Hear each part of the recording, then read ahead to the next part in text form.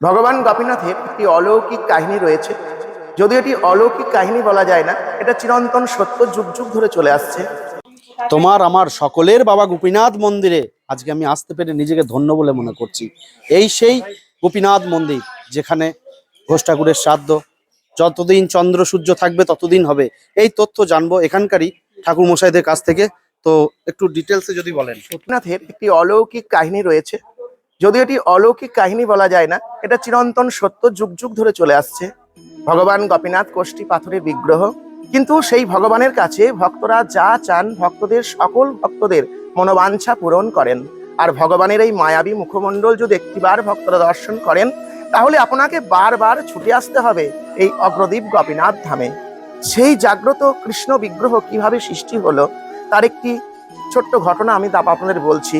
যখন শ্রী চৈতন্য মহাপ্রভু মায়াপুরে যখন তিনি দীক্ষা গ্রহণ করলেন কেশব ভারতীর কাছে, তিনি কথা দিয়েছিলেন যে তিনি সচী মাতাকে একটিবার দর্শন দেবেন। তাই সেই মহাপ্রভু আমার যখন গেলেন, যাওয়ার পথে মা সচী মাতাকে দর্শন দিলেন। দর্শন দেওয়ার পর তিনি আসছিলেন গঙ্গার তীরবর্তী স্থান দিয়ে।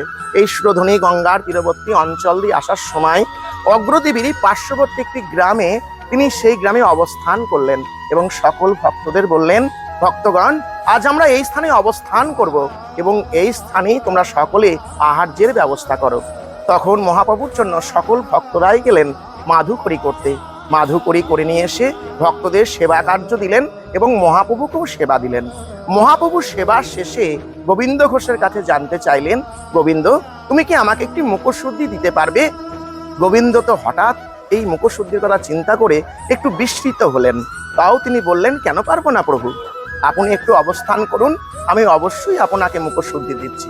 তিনি সেই গ্রামে গিয়ে একটি হরিতকি মাধুকরী করে নিয়ে এসে তিনি মহাপ্রভুর হাতে দিতে চাইলেন এবং মহাপ্রভু দেখলেন, গোবিন্দ ঘোষ দেখলেন এই মাধুকরী যদি অর্ধেক অংশটি সবটাই দিয়ে দিই, পরবর্তীকালে আবার তিনি চাইবেন।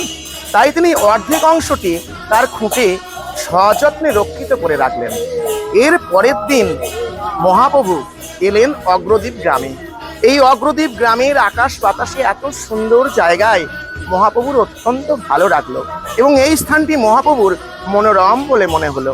তাই মহাপ্রভু এই স্থানেই অবস্থান করলেন এবং সকল ভক্তরা পূর্বদিনের মতো আবার মাধুকরী করে নিয়ে এসে মহাপ্রভুর সেবা দিলেন। সকল ভক্তরাও সেবা পেলেন। এরপর মহাপ্রভুর সেবা শেষে আবার গোবিন্দ ঘোষকে চাইলেন, গোবিন্দ, একটু মুখশুদ্ধি দিতে পারবে? গোবিন্দ তৎক্ষণাৎ খুব থেকে সেই মুখশুদ্ধির অর্ধেক অংশটি বার করে সঙ্গে সঙ্গেই মহাপ্রভুর হাতে দিলেন। মহাপ্রভু এটা বললেন, গোবিন্দ, আগের দিন তোমাকে যদি মাধুরী দিতে অনেকটা দেরি হয়েছিল, আজকে চাওয়ার সাথে সাথে তুমি কিভাবে দিলে? তখন মহাপ্রভু বললেন, গোবিন্দ বললেন যে, ভগবান, আমি আগের দিন সঞ্চয় করে রেখেছিলাম, আমি জানতাম যে আপনি আজকে আবার চাইবেন, তাই আমি ভালো করিনি। তখন মহাপ্রভু বললেন, গোবিন্দ, তোমার মনে সঞ্চয়ী বাসনা এখনো যায়নি, তাই তুমি আজ থেকে আমার সঙ্গ হারালে। মহাপ্রভু অনেক কান্নাকাটি করলেন, গোবিন্দ ঘোষ অনেক কান্নাকাটি করলেন, কিছুতেই গোবিন্দকে সঙ্গে নিলেন না। যখন অজর ছড়ে গোবিন্দ কাঁদছেন, তখন মহাপ্রভু বললেন, গোবিন্দ, তুমি এত কাঁদছো কেন আমার সঙ্গে যেতে পারবে না বলে? তুমি অগ্রদ্বীপ ধামই থেকে যাও, তোমার মাধ্যমে আমি এমন লীলা প্রচার করব, সমগ্র ভারতবর্ষে একটি বিরলতম ঘটনা হয়ে থাকবে। মহাপ্রভুকে বললেন, মহাপ্রভু আরো বললেন যে আমি আবার আসবো গোবিন্দ এই অগ্রদ্বীপ ধামে, তুমি অগ্রদ্বীপ ধামে পণ্য কুটির তৈরি করে বসবাস করো। ইতিমধ্যে মহাপ্রভুর কথা শুনে গোবিন্দ একটি পর্ণ কুটির তৈরি করে বসবাস করতে শুরু করলেন। কিছুদিনের মধ্যেই তিনি গঙ্গা স্নান করতে যেতেন প্রতিদিন। একদিন তিনি গঙ্গা স্নান করতে গিয়ে দেখলেন একটি কালো পুরা কাষ্ঠ বারবার তার গায়ে এসে লাগছে। তিনি বারবার সেটিকে সরিয়ে দিচ্ছেন, আবার কাষ্ঠটি তার বারবার গায়ে এসে লাগছে। তখন তিনি কি করলেন, গোবিন্দ সেই পুরা কাষ্ঠটি নিয়ে পাড়ে ছুঁড়ে ফেলে দিয়ে হরিনাম করতে করতে গিয়ে ফিরলেন। সেই রাতেই মহাপ্রভু আপনার গোবিন্দ ঘোষকে স্বপ্ন দিয়ে জানালেন, গোবিন্দ, তুমি যেটি পুরা কাষ্ঠ ভেবে ছুঁড়ে ফেলে দিয়েছ, সেটি আসলে পুরা কাষ্ঠ নয়, ওটি একটি কোষ্ঠী পাথর, ওটি তুমি সঙ্গে নিয়ে এসো, আমি অবশ্যই তোমার কাছে যাচ্ছি। গোবিন্দ সকালে ছুটতে ছুটতে গিয়ে দেখলেন সত্যিই তো এটা কোষ্ঠী পাথর। তিনি সঙ্গে সঙ্গে সেটিকে নিয়ে এসে সযত্নে গৃহে সঞ্চয় করে রাখলেন। পরের দিন সকালে মহাপ্রভু এলেন এবং মহাপ্রভু এসে গোবিন্দকে বিভিন্ন কথা প্রসঙ্গে জিজ্ঞাসা করলেন গোবিন্দ সেই মূল্যবান কোষ্ঠী পাথরটি কই? সঙ্গে সঙ্গে গোবিন্দকে ঘরে নিয়ে গেলেন এবং মহাপ্রভুকে দেখালেন সেই কোষ্ঠী পাথরটি। সেই কোষ্ঠী পাথর থেকে একটি কৃষ্ণ বিগ্রহ তৈরি হয়েছিল, যেই কোষ্ঠী পাথরের বিগ্রহটি আপনারা দেখছেন। শোনা যায় স্বয়ং বিশ্বকর্মা এই গোপীনাথের বিগ্রহটি তৈরি করেছিলেন। মহাপ্রভু নিজের হাতে প্রতিষ্ঠা করলেন এবং গোবিন্দ ঘোষকে সেবার দায়িত্ব দিলেন। ভগবান কৃষ্ণ বিগ্রহের নাম দিলেন গোপীনাথ এবং মহাপ্রভু বলে গেলেন, তুমি সংসার জীবন করো, সংসারের মধ্য থেকেই ভগবানের সেবা করো, দেখবে গোবিন্দ এর পূজার যেন কোনো অনিষ্ট না হয়। এই বলে মহাপ্রভু আমার আবার চলে গেলেন। ইতিমধ্যে গোবিন্দ ঘোষ সংসার জীবন করলেন। গোবিন্দ ঘোষের একটি পুত্র সন্তান জন্মগ্রহণ করলো, তার নাম গোড়াচাঁদ। গোড়াচাঁদের বয়স যখন 6 বছর, তখন একদিন গোবিন্দ ঘোষ হঠাৎ পাশের গ্রামে মাধুকরী করতে যাবেন। ইতিমধ্যেই গোড়াচাঁদ বড় হয়েছে। তখন তিনি গোড়াচাঁদকে বললেন, গোড়াচাঁদ, আজকে তুমি ভগবানের সেবাটা দিতে পারবে বাবা? আমি পাশের গ্রামে মাধুকরী করতে যাচ্ছি। ছোট্ট শিশু ভগবানের সেবা করতে পারবে, এই ভেবে বিশাল আনন্দিত হলেন এবং গোবিন্দ ঘোষ চলে গেলেন পাশের গ্রামে মাধুকরী করতে।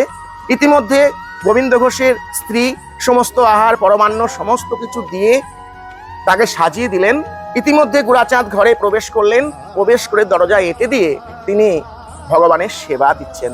ছোট্ট বাচ্চা শিশু, সে তো আর জানে না যে মানুষের মতোই বোধহয় ভগবান খান। তাই তিনি বারবার অনুরোধ করছেন ভগবানকে, ভগবান গ্রহণ করো। কিছুতেই যখন ভগবান গ্রহণ করছেন না, তখন পাশে একটি লাঠি পড়েছিল।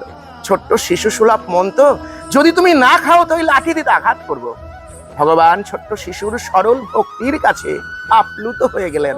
তখন ভগবান নিজেই আবির্ভূত হয়ে বললেন, গোড়াচাঁদ, আমি গ্রহণ করছি, কিন্তু এই কথা যেন কাউকে তুই বলবি না, যদি বলিস তোর বাবা অনিষ্ট হবে। তখন ভগবান আমার স্বয়ং আবির্ভূত হয়ে গোড়াচাঁদের হাত থেকে সেই অন্ন পরমান্ন পঞ্চব্যঞ্জন সমস্ত কিছু গ্রহণ করলেন। ইতিমধ্যে গোবিন্দ ঘোষ চলে এসেছেন মাধুকরী করে আসার পর ইতিমধ্যে গোড়াচাঁদও ঘর থেকে দরজা খুলে বার হচ্ছেন। বার হতেই দেখা গেল অদ্ভুত কাণ্ড। কি কাণ্ড? যা সেই অন্ন পরমান্ন পঞ্চব্যঞ্জনের কিছু কিছু অংশ কেউ খেয়েছে। তার মা এবং বাবা দুজনেই ভাবছেন বোধহয় পেটের ক্ষুধার জ্বালা সহ্য করতে না পেরে ছোট্ট বাচ্চা শিশু গোড়াচাঁদ এই অন্ন পরমান্ন খেয়েছে। তাই বারবার তাকে বলতে লাগলেন, বাবা একটু তো সহ্য করার সময় হলো না? বাবা এলে একসাথে দুজনে মিলে খেতে দিস, একটু সহ্য করতে পারলি না ক্ষুধার জ্বালা? বারবার যখন বলছে ছোট্ট শিশু, কতক্ষণ আর মিথ্যা কথার আশ্রয় নিতে পারে? তিনি বললেন, না আমি খাইনি, স্বয়ং ভগবান খেয়েছে। যখন এই কথা বললেন, গোড়াচাঁদের মুখে রক্ত উঠে গোড়াচাঁদ মৃত্যুবরণ করলেন। শোকে দুঃখে কিছুদিন পর গোড়াচাঁদের মাও মারা গেলেন, গোবিন্দ ঘোষের স্ত্রী মারা গেলেন। স্ত্রী পুত্র হারা হয়ে একেবারে দিশাহারা হয়ে গেলেন আমাদের গোবিন্দ ঘোষ। এবং তিনি ভগবানের এক পক্ষ কাল 15 দিন ভগবানের পূজা বন্ধ করে দিলেন। ভগবানও কিছু খেলেন না, গোবিন্দও কিছু খেলেন না। এক পক্ষ কাল একদিন ভগবান গোবিন্দ ঘোষকে স্বপ্ন দিয়ে বলছেন, গোবিন্দ, কারো কি 2 পুত্র থাকলে এক পুত্র মারা গেলে অপর পুত্রকে কে না খাইয়ে মেরে ফেলে? তখন ভগবানকে বলছেন গোবিন্দ ঘোষ যে, ভগবান তুমি কি পারবে আমার পুত্র থাকলে আমার মৃত্যুর পর শ্রাদ্ধ কার্যে পিণ্ড দান করতো? তুমি কি পারবে? তখন ভগবান বললেন, গোবিন্দ, তোমার পুত্র থাকলে তোমার মৃত্যুর পর একটিবারই শ্রাদ্ধ কার্যে পিণ্ড দান করতো, কিন্তু আমি কথা দিচ্ছি গোবিন্দ, যতদিন চন্দ্র সূর্য থাকবে, পৃথিবী বেঁচে থাকবে, ততদিন তোমার শ্রাদ্ধ কার্যে আমি পিণ্ড দান করব। এরপরে ভগবানের এই কথা শুনে গোবিন্দ ঘোষ আবার পূজা শুরু করলেন। ইতিমধ্যে দীর্ঘদিন পূজা করার পর একদিন গোবিন্দ ঘোষের বয়সান্ত হলো। বয়সকালে গোবিন্দ ঘোষ মারা গেলেন। নতুন যে পুরোহিত নিযুক্ত হলেন তিনি তো আর জানেন না এই ঘটনাটি। তাকে স্বপ্ন দিয়ে বললেন, গোবিন্দ ঘোষ আমার পিতা, তাই তুমি আমাকে শ্রাদ্ধ করাবে এবং আমাকে কাছা পরাবে, হরিশ্চান্ন গ্রহণ করাবে। এক পক্ষকাল আমি হরিশ্চান্ন গ্রহণ করে কাছা পরে গোবিন্দ ঘোষের সমাধি মন্দিরে পিণ্ড দান করব। সেই থেকে আজ পর্যন্ত চলে আসছে ভক্তগণ। এই দোলযাত্রার যে 15 দিন পর মধুকৃষ্ণ একাদশী, সেই মধুকৃষ্ণ একাদশী তিথিতে ভগবান স্বহস্তে আজও গোবিন্দ ঘোষের সমাধি মন্দিরে পিণ্ড দান করেন। হরে কৃষ্ণ, জয় রাধে গোপীনাথ, জয় গোপীনাথ। তো আপনারা শুনতেই পেলেন যে আমাদের এখানে শ্রী শ্রী বাবা গোপীনাথের অলৌকিক কাহিনী বা ঘটনা। আর মাত্র হাতে গোনা 2 দিন মেলা হতে দেখছেন, মেলার প্রস্তুতি পর্ব চলছে। এখানে শ্রাদ্ধ হয়, লক্ষ লক্ষ কোটি কোটি ভক্তের সমাগম ঘটে এই আমার গোপীনাথ মন্দিরে। সত্যি আজকে চোখের জল চলে এসছে, আমি ভাষা পাচ্ছি না বলার কিছু। ভিডিওটা সকলে দেখবেন এবং সকলের কাছে পৌঁছে দেবেন। করজোড়ে আমি অনুরোধ করব, গোপীনাথের মাহাত্ম্য সকলের কাছে পৌঁছে দিন। জয় গোপীনাথ, সকলের মঙ্গল করো বাবা। জয় রাধে গোবিন্দ, সকলকে ভালো রাখো। জয় গোপীনাথ।